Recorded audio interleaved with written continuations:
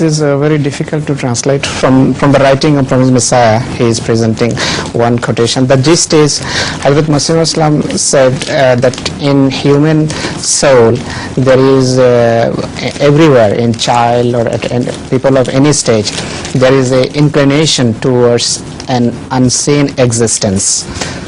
Unseen existence. Yes. So what is the meaning of this or interpretation? Unseen existence is the existence of God.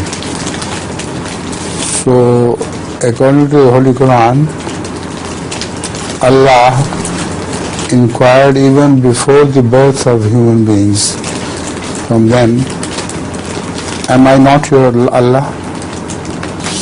So they said, Bala, why not? It doesn't mean that they had a talk with Allah even before their birth. This is the meaning of that verse of the Quran, Qalu Bala.